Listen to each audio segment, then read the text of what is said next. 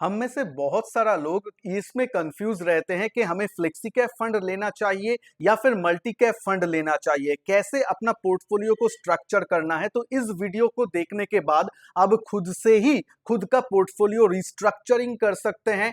आप जान सकते हैं कि आपके लिए फ्लेक्सी कैप फंड अच्छा है या फिर मल्टी कैप फंड अच्छा है। वीडियो को आराम से देखिएगा। उसके पहले मैं बता दूं, कल मैंने एसबीआई मल्टी कैप फंड का रिव्यू किया और ये वीडियो बनाने के पीछे कारण यही है। वहां पे मैं बोला था आप लोग कौन से मल्टी कैप फंड में कंपैरिजन चाहते हैं वो मुझे बताइए। तो देखिए बहुत सारा लोगों का आंसर आ रहा था, लेकिन बहुत सारा लोगों का ये भी आ रहा था, देखिए इन्होंने बोला है कि axis multi cap versus SBI multi cap का कंपैरिजन कीजिए। तो मैं डेटा कलेक्ट कर रहा हूं, जो भी फंड्स आप लोग लिखेंगे उसमें ज्यादा जिन लोगों का मतलब कॉमन फंड्स रहेगा तो उसके ऊपर मैं कंपैरिजन वीडियो लाऊंगा 1 या 2 दिन में। कल भी वो आ सकता है या परसों तक तो आ जाएगा ही। मैं आपको ले रहा हूं यार, इसमें आप भी कमेंट कर सकते हैं आपको कौन से फंड में कंपैरिजन चाहिए। लेकिन वहां पे मैं देखा बहुत सारा लोग कंफ्यूज्ड है कि फ्लेक्सी कैप फंड लेना है या फिर मल्टी कैप फंड लेना है। ये तो बेसिक है ना, यहाँ पे क्या करना है तो इस वीडियो में देखिए कैसे मैं प्रैक्टिकल एग्जांपल देके समझाऊंगा।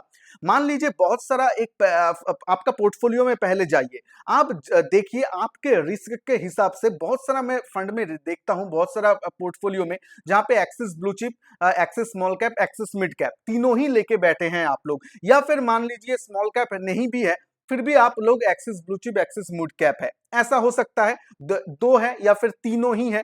अगर आपके पास तीन है तो ये तीनों को नहीं चाहिए, आप एक्सिस मल्टी कैप फंड के साथ जाइए। अगर एक्सिस फंड हाउस को ही प्रेफर करते हैं तो मल्टी कैप फंड के साथ जाइए। ठीक है, मल्टी कैप इज गुड, आपको तीनों ही फंड रखने का जरूरत नहीं है।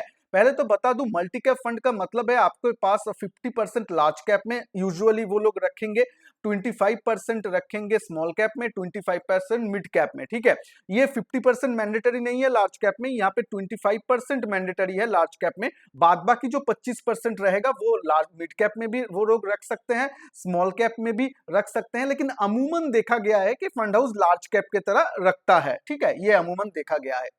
फ्लेक्सी कैप में क्या है, फ्लेक्सी कैप में ऐसा कोई पाबंदी नहीं है।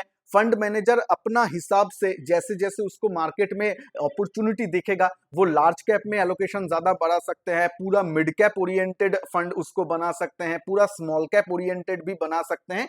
ऐसा ऐसा वो कर सकते हैं। थियोरिटिकली देखा गया है वहां पे भी लार्ज कैप के ऊपर जो उन लोगों का झुकाव वो ज्यादा रहता है, इसीलिए सेबी ने मल्टी कैप फंड को रखा, एक अलग सा कैटेगरी बनाया था। ठीक है, क्योंकि फ्लेक्सी कैप में देखा गया है ज्यादा से ज्यादा वो लोग लार्ज कैप ले रहे हैं और नाम के वास्ते मिड कैप स्मॉल कैप है। तो फ्लेक्सी कैप मतलब फ्लेक्सिबल एलोकेशन हो ही नहीं रहा है, इसीलिए मल्टी कैप का कॉन्सेप्ट लाया गया है। ये क्लियर हुआ।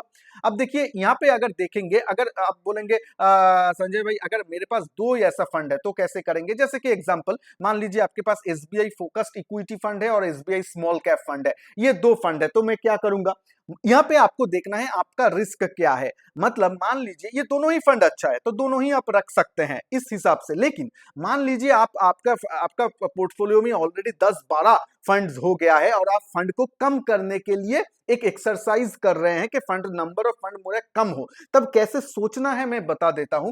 मान लीजिए तब ये दो फंड है, दोनों ही फंड अच्छा है, लेकिन तब आपको देखना है कि आपका रिस्क लेने का क्षमता कितना है। अगर आप एग्रेसिव इन्वेस्टर है, अगर आप एग्रेसिव इन्वेस्टर है तो यहाँ पे आप अगर और भी थोड़ा सा मिड कैप भी आ जाए तो ठीक है ना, तो ठीक है राइट, आपका मिड कैप भी आ जाए तो ठीक है। मान लीजिए यहाँ पे एक्सिस फोकस्ड में आप लगा रहे थे 5,000 रुपए और यहाँ पे आप स्मॉल कैप में लगा रहे थे आप 3,000 रुपए। ठीक है, तो आप देखिए आप रेशियो अगर करेंगे तो आप 50,000 और मतलब 50% से भी ज्यादा आपका स्मॉल कैप में एलोकेशन है लार्ज कैप में के कंपैरिजन में। तो यहाँ पे आप अगर एग्रेसिव है तो आप यहाँ पे ये दोनों को निकाल के एक्सिस मल्टी कैप को रख सकते हैं, प्रोवाइडेड आपका ओवरऑल पोर्टफोलियो में उसका एलोकेशन आपको देखना है 5,000 प्लस 3,000 करके आपको 8,000 रुपए होता है। अगर आप एसबीआई का मल्टी कैप लेते हैं वो 8,000 ही आपको डालना है यहाँ पे, या आपका रिस्क के हिसाब से वो कम करना है। ये डिसीजन आपके रिस्क के ऊपर से लेना है। क्योंकि देखिए एसबीआई जो फोकस्ड इक्विटी फंड है इसका भी जो फंड मैनेजर है वो मिस्टर श्रीनिवासन है, वो same fund manager multi cap का भी है, तो अच्छा फंड मैनेजर है। तो इस हिसाब से डिसीजन लीजिए। यहाँ पे ये मैंडेटरी नहीं है, फिर से मैं बता रहा हूँ, ये देख के आप लोग बोलेंगे नहीं मैं चेंज क्यों करूं, मैं चेंज करने के लिए बोल नहीं रहा हूँ, ये मैंडेटरी नहीं है, ये ऑप्शनल है। अगर आप लोगों के पास नंबर ऑफ फंड्स मान लीजिए पोर्टफोलियो में 12-14 ऐसा इतना बिग है और आप लोग कम करना चाहते हैं, तो ऐसा आप लोगों को फोकस करना है, ओवरऑल पोर्टफोलियो को रिस्ट्रक्चर करने के लिए मल्टी कैप को यूज करना है, ठीक है। ऐसा और एक scenario, PGIM mid cap, PGIM small cap, fund manager वो आप देख लीजिएगा, जो मिस्टर नाहा है, तो उनका ही जो पीजीआईएम मल्टी कैप अगर है, पीजीआईएम यहाँ पे पीजीआईएम का दूसरे बात भी मैं बताऊंगा जब मल्टी कैप के ऊपर फ्लेक्सी कैप के ऊपर बात करूंगा। लेकिन यहाँ पे मैं देखता हूँ एक ही, पहले तो ये गलत है, ज्यादा गलती है कि एक ही फंड हाउस का 2 या 3 फंड मत लीजिए, मैक्सिमम 2 फिर भी हो सकता है, लेकिन 3 फंड लेना थोड़ा सा मुश्किल हो जाता है, इसके बारे में ध्यान रखिएगा। मैं एक टिपिकली पोर्टफोलियो आप लोगों के लिए लाया हूं, जहां पे ऐसा ज्यादातर लोगों का पोर्टफोलियो रहता है, प्लस माइनस कुछ फंड्स रहता है, मैं जानता हूं किसी के पास कोटक का फंड्स रहेगा, और भी ज्यादा रहेगा, मैं एक टिपिकली बोल रहा हूं, ये आइडियल है ऐसा नहीं बोल रहा हूं। मान लीजिए ये आपका पोर्टफोलियो है, जब आप रिव्यू करेंगे कि मुझे मल्टी कैप को रखना है कि नहीं, इसको मैं येलो कर रहा हूं कि मुझे एक मल्टी कैप फंड ऐड करना है या नहीं, या फिर मल्टी कैप है तो उसको निकालना है कि नहीं, या फ्लेक्सी कैप चूज करूं, फ्लेक्सी कैप को भी मैं मार्क कर रहा हूं, फ्लेक्सी कैप को चूज करूं क्या। देखिए अगर आपके पास एक फ्लेक्सी कैप फंड है तो उसका पोर्टफोलियो आप जाके देखिए, करंट पोर्टफोलियो क्या चल रहा है। मान लीजिए पराग पारिक फ्लेक्सी कैप फंड है आपके पास, उसका पोर्टफोलियो में जाइए, पोर्टफोलियो में जाके आप देखिए उसका एलोकेशन क्या है। यहाँ पे देखिए लार्ज कैप और जायंट कैप मिला के आपका 80, 86, 86% इसका लार्ज कैप में एलोकेशन है, मिड कैप में सिर्फ 10% है भाई, सिर्फ 10%। इसका मतलब क्या है, ये पूरा ही लार्ज कैप बेस्ड फंड है, नाम के वास्ते फ्लेक्सी कैप है, लेकिन आज के दिन में वो लार्ज कैप फंड ही है। हाँ, फंड मैनेजर के ऊपर ये है कि वो चेंज कर सकता है, लेकिन ज्यादातर लार्ज कैप रहता है।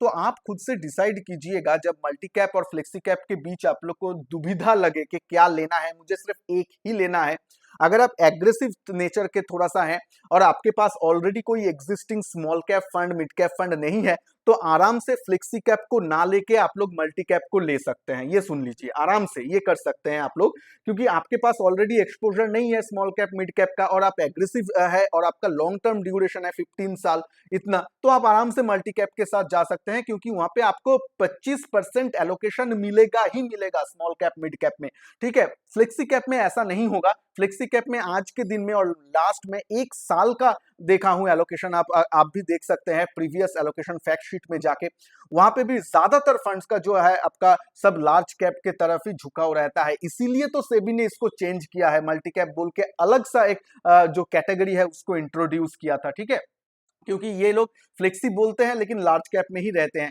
लेकिन फ्लेक्सी कैप एकदम मतलब मैं छोड़ दूं, नहीं, ये मैं नहीं बोल रहा हूं, क्योंकि फ्लेक्सी कैप आज के दिन में भी आपको स्टेबिलिटी देता है, लार्ज कैप है इसलिए स्टेबिलिटी भी आपको देता है। और एक क्वेश्चन रहता है कि संजय भाई मैं ये दोनों ही फंड रख सकता हूं, फ्लेक्सी कैप और मल्टी कैप। मेरे हिसाब से आंसर हाँ है, बशर्ते कंडीशनल है कि आपके पास ज्यादा मिड कैप और स्मॉल कैप तो नहीं है, ये ध्यान में दीजिए। क्योंकि मान लीजिए ये पोर्टफोलियो में यहाँ पे मिड कैप भी है, यहाँ ये भी मिड कैप है, देखिए मैं मिड कैप को अलग सा मार्क कर रहा हूं, ये मिड कैप है, ये भी मिड कैप है, ये भी मिड कैप है, ये आपका स्मॉल कैप है, तीनों का रिस्क ज्यादा है, तीनों का रिस्क ज्यादा है, इसमें आप मल्टी कैप फंड को मत लीजिए। ये अगर आपका पोर्टफोलियो है तब आप मल्टी कैप फंड को मत लीजिए। क्यों मत लीजिए, आपके पास ऑलरेडी मिड कैप और स्मॉल कैप में एलोकेशन बहुत ज्यादा है, मल्टी कैप को अगर इंट्रोड्यूस करेंगे तो आपका रिस्क ज्यादा हो जाएगा, क्योंकि वहां पे 50% ऑफ योर एलोकेशन वो small cap and mid cap में होने वाला है, मिला के 50%। तो आप पहले रिस्क को एसेस कीजिए कि मेरे पास ऑलरेडी 2 मिड कैप एक स्मॉल कैप फंड है, इसमें कितना पैसा जा रहे हैं उसको देके आप परसेंटेज में कन्वर्ट कर लीजिए कि इतना परसेंटेज तो मेरा स्मॉल कैप मिड कैप में एलोकेशन ही है। अब मैं अलग सा अगर एक मल्टी कैप लूंगा तो वहां पे तो फिक्स्ड 50% जाएगा ही हमारा स्मॉल कैप मिड कैप में, उतना मैं रिस्क अफोर्ड कर सकता हूं कि नहीं, इस बारे में ध्यान दीजिए, उसके बाद ही मल्टी कैप को ऐड कीजिए। नहीं तो उस टाइम फ्लेक्सी कैप के साथ रहिए, क्योंकि वो लोग लार्ज कैप में ही ज्यादातर रहता है, पोर्टफोलियो को स्टेबिलिटी देगा। ऐसा अपना पोर्टफोलियो को डिजाइन करना है, इसीलिए मैं एक प्रैक्टिकल एग्जाम्पल लेके आपको किया। यहाँ पे और एक गलती भी होगा, देखिए मैं बहुत सारा लोगों को देखता हूं 2 लार्ज कैप रखते हैं, वो भी एक इंडेक्स एक ब्लू चिप।